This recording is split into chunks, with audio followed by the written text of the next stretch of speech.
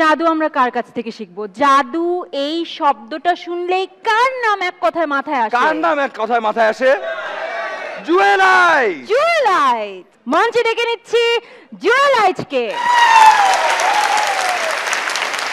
দর্শক মণ্ডলী, এবারে ঈদে আপনাদেরকে যে জাদুটি আমি উপহার দেব তাতে আমাকে মঞ্চে সাহায্য করার জন্য একজনের দরকার আছে।